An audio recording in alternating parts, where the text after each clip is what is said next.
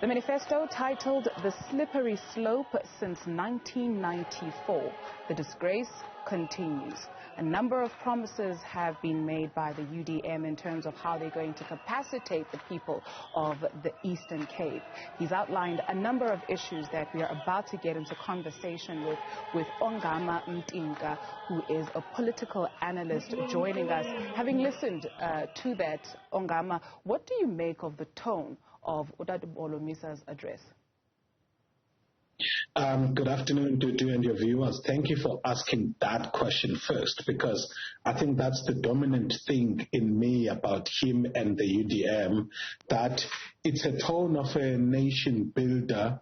It's a tone of a pragmatic party that doesn't communicate too much ambition about its election prospects, but actually positions itself in terms of what its nation-building role is going to continue to be. I like the fact that he is positioning the UDM, and I think this is the second time. One, highlighting both the role they've played, again, on nation-building type of things and the kind of activities that help build towards building a clean governance or responding to crises, as he mentioned. But also, he's also positioning the UDM on practical ways around climate change that are people-focused and that are focused both as far as policy making, but also on behavior modification. So I quite like that each of the parties that I've listened to so far has got the general issues which it applies itself to, but also carves a niche for themselves of key issues which are unique about that party. And I think that I like the focus on sustainability and alternative ways of generating jobs through people-centered climate change initiatives, while at the same time emphasizing the need to continue the role of statesmanship and continuing to add to those kinds of things that can help resolve national problems. I would like us to talk about the 9 salient features of the UDM in their 2021 local government election manifesto in a moment. But when you talk about the approach of the UDM being people-centric and people-focused, the province of the Eastern Cape is plagued by a number of issues, and the people of the Eastern Cape, particularly in rural Eastern Cape, are plagued by a number of issues. As Utadubantu Olomisa rightfully pointed out, it's been 27 years since we have gained this independence. However, are we still at a point where we're still promising people what is to come? What did you hear in terms of a report back on what we have done since this is our 5th local government election? So in true form to how opposition parties have carved their role, one, they either talk about what they have done in government or their activism. And it was good to hear what the stance of UDM councillors, for example, in the crisis in Chris Hani and OR Tambo, where they took a neutral stand among the ANC factions and refused to aid one faction over another, given relative suspicion about the agenda that each of them wanted to advance. The opposition parties can only talk about the pressure that they wield. So the UDM, if you look at themselves as a force in the Eastern Cape, they have a very strong regional base in the OR Tambo region specifically, where you find that in many municipalities there, they are the main opposition. Very interestingly, on the westerly side of the province, they are non-existent at all, save for Nelson Mandela Bay, which is why he made the point to highlight the deputy mayor of Nelson Mandela Bay there. So this is the only city where they've gained some traction, but most of their support is mainly in the OR Tambo area, and it's quite interesting to see that they're facing pressure from the EFF on the outlying areas of the Eastern Cape, like say, for example, Alfred Nzo, and some significant smaller parties or independents in other areas. So it's quite interesting, the choice of voters away from the ANC. The choice of voters in those regions seems to be quite fluid. AIC on another, CI on in another. So it's a very vibrant area. So what's going to be interesting for the UDF in this election is the extent to which it retains its main opposition status in particularly OR Tambo, but also in the areas where it's facing significant battles from the EFF, like Amatole, among others. Now, let's talk about stimulating local economies. Udadu Bantu Holomisa was talking about creating jobs for the people of the Eastern Cape, and that is a contentious issue for those people. Sure, absolutely. And I think that his background in working in these rural areas does position him a little better in terms of, being able to conceptualize what can be done. So making reference to that point he made about rivers and the evidence of climate change and how those rivers can actually, there can be initiatives to create jobs for especially rural men and women above the ages of 35 to 55 who can, while doing climate change negating activities such as maintenance of rivers, they could be solving also the problem of job creation. Also, I liked how he's highlighting problems of poor land use management and planning, urban planning, or I suppose just town planning in these small towns, where you find that there's a lot of congestion that affects the flow of traffic and therefore may have a negative impact on those economies. So he's thinking creatively and practically as well in terms of what the issues that these small towns are facing, and I like the fact that their manifesto is focused on the small towns, because that also is an acceptance that they are a regional party, and the dominance of their manifesto has got to recognize that. Last one on this point, if you heard this thing about devolving certain national competencies or provincial competencies to local government, keeps cropping up among some of the messages of the opposition political parties.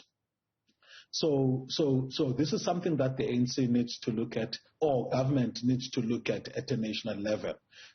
Fortunately, in the area of housing, we're already doing it, where you find that municipalities do get evaluated and accredited to provide certain functions which ideally or by design of the system should be provided by provincial and local government. So I think there's a case to be made there as well, in both job creation at a local level, but also in ensuring that municipalities are responsive to their communities, especially rural municipalities. So that's the first point of the 9 salient features of the UDM. So let's just look at point number 3 in terms of, or point number 4 in terms of ensuring access to essential services by providing equal access of all basic services. You still find children in the Eastern Cape who have to walk for long distances to get to school. You still find that sanitation is a problem in the Eastern Cape. You find that housing is a problem in the Eastern Cape, to your latter point. He did mention, though, that when councillors go out, they need to manage people's expectations. This is the job of national government, but we will fight on your behalf to get it. Is that enough? Well, it's not enough. So the party does highlight the issue of the need to avoid discriminatory practices, or what we call electioneering through public policy or partisaneering, where you find that constituencies that are known to favor a certain party, those constituencies get to receive support more than others. So access to public services in rural areas is a huge problem. As far as water and sanitation, that's the worst when it comes to, and you will find that municipal areas, especially in rural areas, may score better, for example, as far as electricity provision is concerned. But when it comes to water and sanitation, it seems like this is an intractable problem.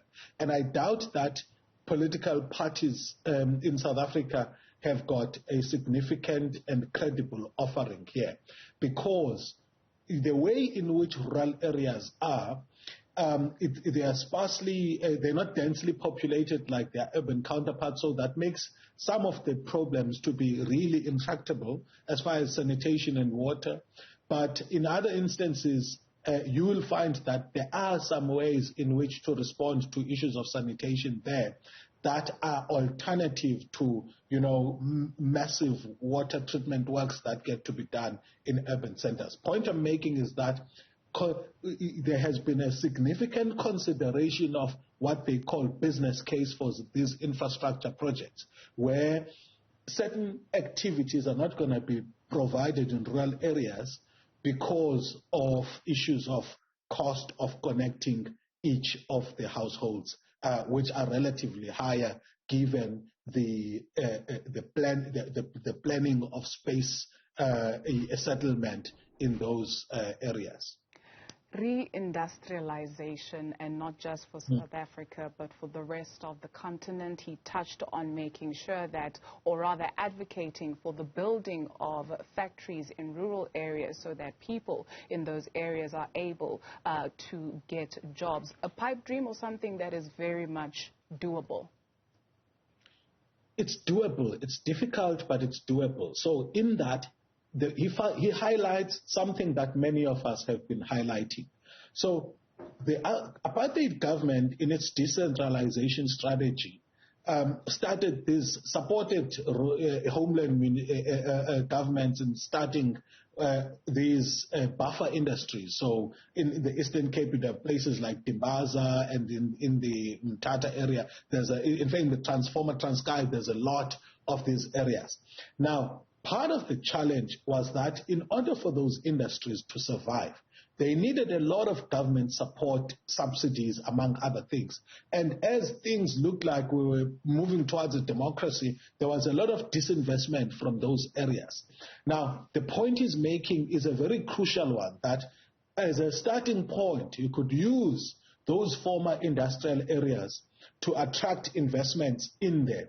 And it may be that indeed for the first few decades, you actually need to support those industries. We are supporting a very supposedly well-advanced manufacturing sector in the auto sector, for example. So it's not a challenge to cause industrialization in certain regions by coming up with incentives that seek to ensure that those industries survive. And it's something that needs to be done, but also there are a lot of products that are unique to rural areas, which can be developed further by building an industrial sector in agro-processing, among other things, as opposed to exporting into the rest of the country those products in an unbeneficiated way, which results in those areas actually remaining primary producing areas. So there's a case to be made there, around citrus communities, for example, around maize producing communities. There's a lot of opportunities that exist for industrialization in these areas.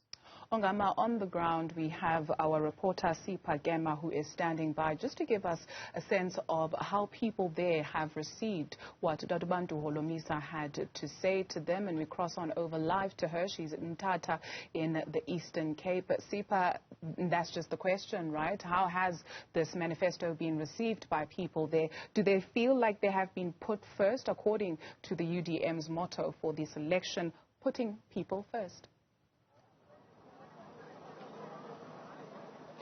Well, of course that they do. I'm sure you've seen some of the visuals coming from Mthatha and seeing how exactly some of the community members here, more especially the UDM members, actually welcomed the party coming to launch its manifesto for the 2021 local government elections here in a place that, of course, would be considered home.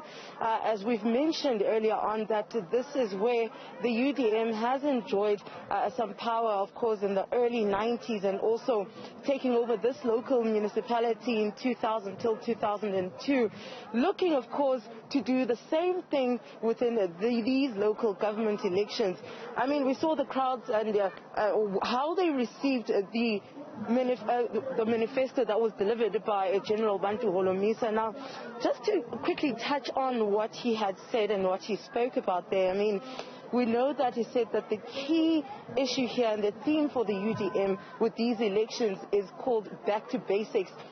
Delivering basic services to the people, more especially focusing on your rural areas, focusing on villages such as the ones that are surrounding the small town of Mthatha.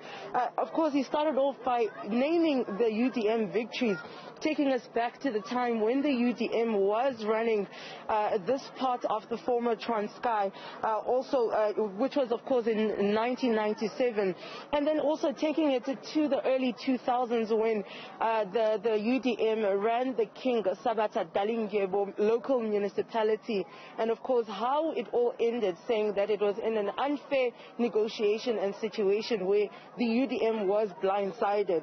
He then, of course, went on to elaborate on, over the past 24 years, what the UDM has actually achieved and the key role that the UDM has played. I mean, of recent, we do know that they have been the kingmakers when it comes to these coalition governments and decisions, especially 2016 local government elections, more especially in the Nelson Mandela Bay, which is also going to be at top of the focus in these elections. We know that currently their mayoral candidate is the deputy mayor in the Nelson Mandela Bay, but also the acting mayor, while Mayor Ngababanga is out, of course, and not feeling well after following his accident. Now, also talking about the numbers here, just to show you here, you can see to the numbers that have come out to actually listen to the general. And I'll tell you that this is not just, from what we've seen, not just a T-shirt gathering, time for the people here. These are people who actually have come out in their numbers to actually make sure that they are part of this, to also listen to what the general is saying. Not only to listen, but being in agreement with what he is saying, as some of them have been loyal members of the UDM for over the last 24 years since its inception.